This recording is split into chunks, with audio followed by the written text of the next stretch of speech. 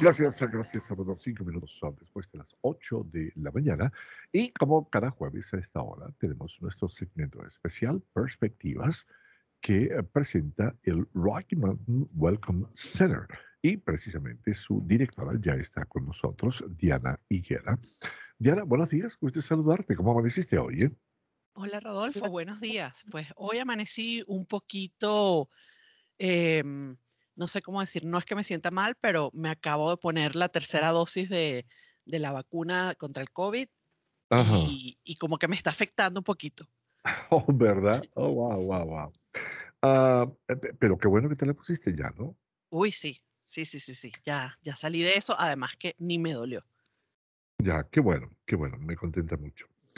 Am, Cuéntame, ¿qué está pasando? ¿Cómo está todo? Pues en general todo está muy, muy bien. Ajá, Estamos trabajando muchísimo, tenemos ahorita muchísimos casos de personas que están aplicando por asilo y que están viniendo por la frontera con México. ajá. Y pues algunas historias son terroríficas.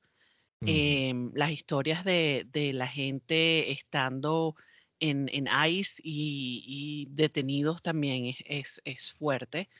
Em, ah, Algunas veces me pregunto cómo es posible que nosotros tengamos en Estados Unidos un sistema como ese, en donde son los guardias los que toman las decisiones según las emociones que tengan. Y pues yo creo que los traumas de las personas que han estado detenidas en ICE pues son reales porque mm, es bien difícil, todo el proceso que las personas tienen que pasar. Increíble. Tengo entendido que hoy tienes una invitada muy especial, ¿no? Sí, hoy vamos a estar hablando de un tema que para mí es muy importante y es, de los jóvenes y la salud mental de los jóvenes, porque, pues, durante la pandemia nos hemos dado cuenta que toda la parte del estrés que da la pandemia hacia los jóvenes, el tener que llevar máscaras, el no saber si qué es lo que va a pasar en el futuro, todo eso está afectando la salud mental de los jóvenes. Ujú. Y pues hoy vamos a tener, para hablar de esto, vamos a tener a la doctora Yanina Fariñas y ella es una psicóloga infantil y es Mm. la directora ejecutiva de La Cocina, que es una organización sin fines de lucro que trabaja precisamente con todos estos temas psicológicos y de salud mental. Ya. Y precisamente la doctora Yanina ya está con nosotros. Doctora, buenos días, gusto saludarle. ¿Cómo está usted? Muy buenos días, ¿cómo están? Hola Diana, hola Alfredo, muy buenos días. Bien. Buenos días, qué bueno tenerla por aquí. ¿Perdón? Qué bueno tenerla por aquí. Ay, gracias, de verdad, gracias por la invitación. Disculpen que la última vez que me invitaron no pude estar con ustedes, pero me da mucho gusto de nuevo pues estar aquí. Qué bueno, es un placer tenerle con nosotros, indudablemente. El tema es muy interesante y voy a dejar que Diana comience nuestra conversación. Pues Perfecto. doctora Fariñas, la última vez que hablamos con usted quedamos como en el medio porque la conversación estuvo muy interesante y quería un poquito retomar lo que habíamos hablado la vez pasada y es en general cómo los padres pueden saber que algo está sucediendo con la salud mental de los niños, porque nos hemos dado cuenta que generalmente los padres son los últimos en enterarse de que algo está pasando. Sí, yo creo que antes de contestar esa pregunta, Diana, también voy a comentar algo sobre de la cultura que nosotros creamos en casa desde que nuestros hijos son pequeños. Por ejemplo, es difícil para los padres saber que algo está pasando con sus hijos, especialmente los adolescentes, si en casa nosotros la cultura tiende a ser una a donde no se hablan de los problemas, por ejemplo. Los jóvenes y los niños tienen sus propias maneras de comunicarse con nosotros dependiendo en las edades. Los niños muy pequeños, por ejemplo, la forma en que nos dejan saber que algo está mal es con su comportamiento y con su juego. muchas veces el comportamiento lo vemos que cambia en la casa o cambia en la escuela. O a veces el comportamiento tiene que ver, por ejemplo, con los muy pequeñitos, con que se hacen pipí en la cama o tienen un accidente también, digamos, en público, en la escuela. Empiezan a haber comportamientos que uno dice, pero esto es muy raro porque esto no había pasado anteriormente o no estaba pasando anteriormente. Esto también pasa con los niños ya que están en la primaria, por ejemplo. Los niños de primaria también lo que notamos es que empieza a cambiar su comportamiento, porque todavía no tienen la edad para poder llegar y decirnos, me está pasando esto, me estoy sintiendo mal, me estoy sintiendo triste, me estoy sintiendo ansioso. Entonces, para procesar los sentimientos, los niños, casi hasta como los 10 años, necesitan que nosotros les ayudemos a procesar sus sentimientos y a ponerle palabras a los sentimientos. Entonces ellos nos van a dejar con el comportamiento, nos van a dejar saber. Los jóvenes tienden a dormir mucho, empiecen también o no a dormir. Por ejemplo, antes el joven dormía bien, pero ahora el joven no duerme o duerme demasiado. La comida es otra manera en que los niños nos dejan saber, comen mucho o no están comiendo. También los jóvenes nos dejan saber a través de sus respuestas a nosotros. Me contesta mal, siempre está irritable, se siente frustrado, se le nota, pero cuando le pregunto qué pasa, me dice que no pasa nada. Estas son las maneras en que los niños y los jóvenes nos dejan saber que algo no está bien. Ahora, si en nuestra casa nosotros no tenemos una cultura de hablar o no hemos establecido una manera de que se puede hablar adentro de la familia de lo que está pasando, para decirle a un hijo, cuéntame por favor qué pasa. Yo noto que te estás levantando todas las mañanas con mucha dificultad. Yo antes no necesitaba venir a despertarte para irte a la escuela, pero ahora sí. Por favor, cuéntame qué está pasando. La otra cosa es que nosotros muchas veces asumimos que los jóvenes o los niños, cuando el comportamiento cambia en la escuela, pensamos que el problema está en la escuela. Esto no necesariamente es verdad. Cuando los niños cambian su comportamiento en la escuela, puede ser porque pasa algo más global y también porque pasa algo en la casa. Eso depende, entonces no siempre es consistente que si cambia el comportamiento en un lugar es porque el problema está en un lugar. Estoy pensando en todo lo que está diciendo y yo lo veo con mi hijo cuando él está agresivo, me contesta, él tiene 7 años, y cuando él está agresivo, me contesta o pelea mucho con su hermana, llega un momento que yo me tengo que sentar con él y después de un rato es que me empieza a decir, sí, bueno, me pasó esto en el colegio o esto es lo que está pasando. Pero es verdad que ellos no es que automáticamente vienen y te dicen, ay, me pasó esto, o porque cuando uno les pregunta, ¿cómo te fue en el colegio hoy? Bien. Siempre la respuesta es la misma. Exacto. Sí, porque además recuérdense que, o sea, tu hijo lo que está tratando de hacer él está tratando de como hacer sentido de sus sentimientos, de lo que pasó en la escuela, ¿no? Del evento y de la forma en que lo hizo sentir el evento. Entonces, para él, el contestarte mal es una forma de procesarlo. Y nos toca a nosotros ayudarle a poder decir, bueno, pues cuéntame, estoy notando que estás poco molesto. Yo quisiera saber por qué, cuéntame, ¿pasó algo en la escuela? O sea, nosotros podemos sentarnos con ellos y como dice Diana, toma un poquito de tiempo. Toma un poquito de tiempo porque ellos no tienen todavía el lenguaje para poder decir, pues mami, te cuento que esto pasó y me sentí frustrado y luego me sentí enojado. Claro que no. Ya. Doctora Fariñas, yo quería, pensando, como dice Diana, en todo esto que usted está diciendo, que yo creo que el factor cultural quizás tiene que ver mucho en nuestra comunicación con los hijos. Si uno pues no fue a una escuela para aprender a ser padre, Entonces, básicamente uno arrastra las enseñanzas que tuvo en casa. Y nuestros padres igualito, ¿no? Las enseñanzas que Claro. ellos tuvieron, ¿no? Entonces, de repente muchas personas tienden a sentirse confundidas, incluso con los hijos. Dirán, oye, pero cuando yo estaba creciendo, a mí no era tanto de que ven acá y ve esto y aquello y lo uno y lo otro. Y ahora es como todo muy exagerado, dice la gente, ¿no? Ujú. Sí, Porque aquel concepto de los abuelos, yo me acuerdo, la letra con sangre entra, ¿no?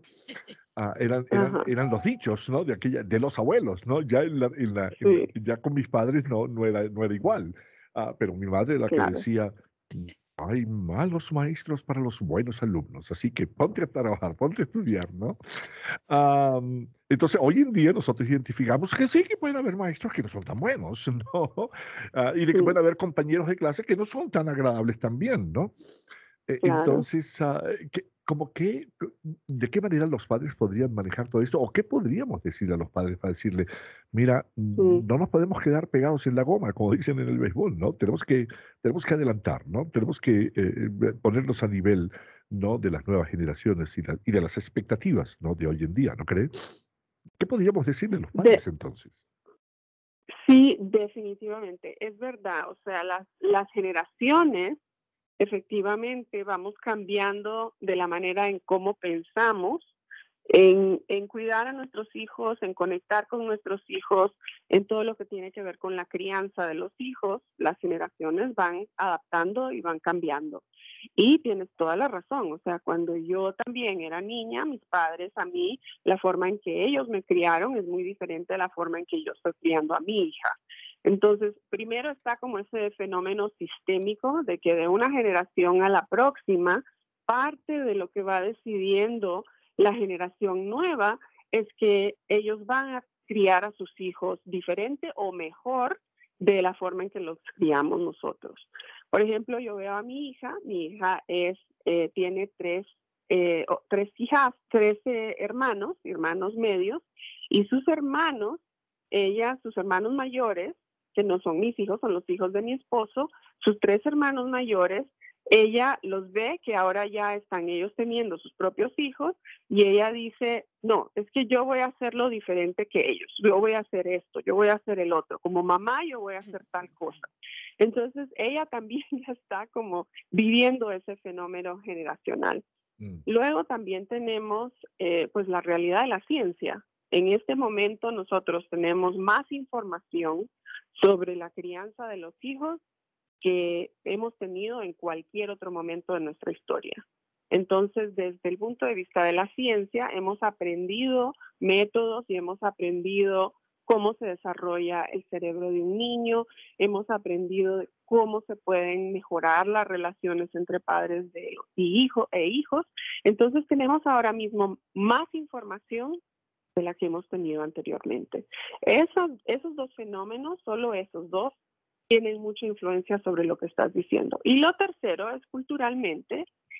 Sí, es verdad, culturalmente nosotros también tenemos una manera de pensar en que cuando a los hijos se les educa, parte de lo que hay es que los hijos tienen que vivir también un poco de dificultad. Esto tampoco es una forma muy negativa de verlo. Yo lo veo como un poco positivo, porque yo no sé si ustedes saben, me imagino, Diana, que tal vez tú has leído sobre esto, pero en un momento, hace como yo diría 15 años, parte de lo que pasó es que el péndulo como que se fue para otro lado, porque habíamos estado en un estado de crianza de niños a donde pues la actitud era un poco lo que estás describiendo, un poco que cuidamos a nuestros hijos y si les pasa algo, pues ni modo, es parte de la vida. Y esto de hablar de las cosas, esto de comunicarse, esto de tratar de apoyarlos a que se sientan mejor, esto no era parte de la crianza de los hijos. Y luego entra una ola completamente distinta a donde casi como que empezamos De hecho, en inglés se le llama la crianza helicóptero, porque efectivamente es como que los padres se vuelven como un helicóptero encima de los niños, siempre haciendo las cosas por ellos y tratando de rescatarlos de las situaciones negativas. Esto tampoco es positivo, esto tampoco es lo que se busca. Es un poco el camino del medio, el que buscamos, tratando de que la crianza tenga un apoyo emocional para los niños, porque ese apoyo emocional es muy importante. Lo necesitamos como seres humanos para que nuestro cerebro se desarrolle como se debe desarrollar. Y luego también necesitamos aprender de nuestras experiencias de vida.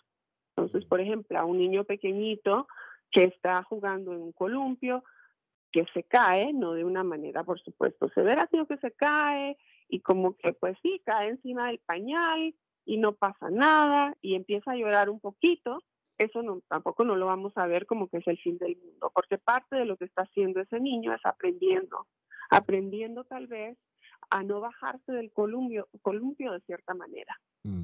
Entonces, como que lo que estamos buscando es ese balance entre darle la oportunidad a nuestros hijos que resuelvan sus propios problemas, pero tampoco dejar que sus emociones se desborden, porque cuando se desbordan y no tienen la forma de recuperarse, ahí ya vemos ya ahí hay como un estrés tóxico, y ese tipo de estrés es el que queremos nosotros ayudarles a manejar. Y es lo que tenemos ahora mismo durante la pandemia. Durante la pandemia se ha acumulado tanto estrés que lo que tenemos es un nivel de estrés tóxico. Entonces, sí, nos toca ayudarnos a nosotros mismos y a nuestros hijos a tratar de ir regulando esas emociones, a tratar de sacarle sentido a lo que sentimos. ¿Cómo le estamos, por ejemplo, sacando sentido al cambio en este momento? Para muchos de nosotros y para nuestros hijos el cambio es muy difícil. Entonces ir sacándole sentido, sacar un narrativo y una historia del cambio como algo, digamos, normal en la vida, esto entonces ayuda a los niños a decir, ok, lo que estoy sintiendo es normal. Ahora, dentro de todas esas conversaciones, como dijo antes, hay mucha gente o muchos padres que hasta ahora no han abierto ese espacio para que los hijos puedan hablar de sus emociones. ¿Cómo comenzarían los padres que nos están escuchando y que quisieran comenzar a abrir ese espacio? ¿Cómo pueden comenzar a abrirlo? ¿Qué cosas deberían hablar? O sea, si tienen un hijo que no está haciendo nada diferente, que está bien, pero ellos quisieran que el hijo sintiera suficientemente cómodo como para poder hablar de cosas si algo sucede, ¿cómo podrían ellos comenzar a crear ese espacio? Bueno, primero, Diana, de verdad que me alegro que pongas este ejemplo, porque efectivamente es mejor hacerlo antes de que llegue a pasar un problema o antes de que empiece a escalar el nivel de estrés a tal punto que tenemos que intervenir de una forma ya más profesional, tenemos que llamar a alguien que nos ayude. Antes de que llegue a pasar eso, reconociendo que en este momento los niños y los jóvenes están en sus espaldas, llevan mucho estrés, podemos tener la conversación de cómo podemos empezar a tener en nuestra casa una cultura, una costumbre de platicar. Y yo siempre recomiendo, comiencen con algo muy fácil. Comiencen, de hecho, con algo positivo. Por ejemplo, si durante el día a la mamá o al papá del niño le pasó algo positivo, ellos mismos empezar a platicar sobre algo positivo. Hoy en el trabajo, cuando yo estaba yo sacando una de las tareas de mi trabajo, mi jefe me dio unas palabras de halago muy bonitas. Me contó que le gustaba mi trabajo, como que me echó ganas y me dio aliento y me gustó mucho lo que me estaba diciendo. Me hizo sentir bien, me hizo sentir que yo tengo valor adentro de mi trabajo, por ejemplo. Si empezamos con algo que nos hizo sentir bien, vamos a poder poquito a poco ir desarrollando esa costumbre. Y siempre para los seres humanos, siempre es mucho más fácil identificar las emociones positivas que las emociones negativas. Entonces no es tampoco que vamos a tener siempre que estar hablando de las emociones, porque como digo, no es necesario que nos inundemos en ellas, sino que es sacar sentido a las situaciones de nuestra vida. Pues ahí en el ejemplo que acabo de poner, yo le estoy dando sentido a algo que me pasó en el trabajo. Estoy diciendo que me gustó, estoy diciendo por qué me gustó y estoy diciendo que me hizo sentir de cierta manera. Y esa es la fórmula. Entonces, si empezamos con algo positivo, algo fácil, le podemos en ese momento también preguntar a nuestro hijo, ¿a ti alguien te ha ayudado a sentirte bien? ¿Alguien te ha dicho algo bonito que te ha ayudado a sentirte bien? Y ellos nos van a decir, sí, es que pasó esto, la maestra un día. No sabemos verdaderamente tanto de lo que pasa en las vidas de nuestros hijos en la escuela y pasan muchas cosas. Ellos Mm. ahí no están siempre solamente poniéndole atención a una maestra todo el tiempo, 100%, ¿no? Ellos tienen una vida social en la escuela. Ellos tienen relaciones con sus maestros, o sea, están interactuando de una manera muy activa con sus maestros. Lo que quiere decir que estas relaciones, esta forma de interactuar con otros seres humanos adentro de la escuela es tan importante como lo que están aprendiendo en los libros. Entonces ellos están aprendiendo a cómo sentirse cuando pasan cosas que eran inesperadas o cuando alguien los maltrata. Sabemos que muchos de los niños de nuestra comunidad latina muchas veces son víctimas del bullying, por ejemplo. En este momento en la pandemia, muchas maestras se sienten muy ansiosas, tienen miedo también de lo que puede pasar. Entonces, si la maestra está ansiosa en la clase, por ejemplo, pues las interacciones no son iguales con la maestra o con el maestro. Lo que quiere decir que tal vez una relación importante para mí, la de mi maestra, digamos, de matemáticas, que antes pues yo no veía ningún problema. Ahora como que no me siento igual en la clase y no sé cómo sacarle sentido a eso. Mm. Yo me pregunto, doctora Fariñez, si de repente nosotros quizás como padres o como educadores en la escuela tendemos a exagerar mucho esa sobreprotección. Por ejemplo, estaba Mm, escuchando una maestra que estaba diciendo, Am, no, pero es que las cosas han cambiado tanto. Ahora tenemos un estudiante en clase y entonces resulta que hay que tenerlo entretenido para que el muchacho pueda asimilar mejor o para que no se canse o para que no se aburra en la clase. Y yo me puse a pensar, mm, escuchándola, yo decía, ok, tenemos que tenerlo entretenido, le traemos que un gatito para entretenerlo, o traemos un ventríloco o algo así por el estilo para que sea un par de chistes de manera que el muchacho se divierta en clase y no se canse. Entonces yo me pregunto si estaremos exagerando quizás un poco o estamos sobreprotegiendo demasiado. No sé, yo me acuerdo de una frase que se decía, ¿no? Oh, that builds character, decía en inglés, ¿no? mm, Am, ¿Estaremos y es verdad. sobreprotegiendo? ¿Estaremos, no sé, habría que encontrar quizás lo que usted dice, ¿no? Ese término medio, ¿no? Sí, definitivamente, definitivamente. Puede ser que sí. Por supuesto que no, o sea, por supuesto que a un niño que está en una clase con otros niños, si ese niño lo que necesita es algo diferente a lo que están necesitando esos niños, por cualquier razón, y tenemos que pensar que a veces lo que nos parece a nosotros como aburrimiento es una expresión de no poder hacer el trabajo en la clase Mm, porque mm, muchas veces eso tiene que ver. Entonces, si el niño verdaderamente lo que es, como dices tú, es una sobreprotección y tenemos que hacer algo completamente en la clase diferente, no, claro que no, o sea, eso no. Cuando estamos en la clase, hacemos lo que nos dice la maestra. ujú, Por supuesto que ujú, sí. Y si es aburrido, pues igual lo hacemos. ya, Mañana tal vez no va a ser aburrido. mm, La lección de hoy tal vez es aburrida, normal, esto es normal. No tenemos que cambiar el currículum de la clase para tratar de que un niño no esté aburrido. No. Ahora, tenemos que pensar en eso, que muchas veces cuando un niño no puede poner atención y un niño, el comportamiento que nos demuestra es aburrimiento, muchas veces es porque hay otra cosa, hay algo más que está pasando. Y esto muchas veces tiene que ver con tal vez algún déficit de atención o con un déficit de aprendizaje. Mm, claro, claro. Diana. Doctora, Doctora, en en el... el, eh, perdón, estoy escuchándome yo eh, con un delay de como de 2 segundos. Aquí en ahorita con lo que está pasando con el Omicron, yo siento que la gente, por un lado, está cansada, pero por el otro lado, está más estresada. Entonces, ¿qué podrían hacer los padres para manejar ese estrés y para ayudar también a sus hijos a manejar ese estrés?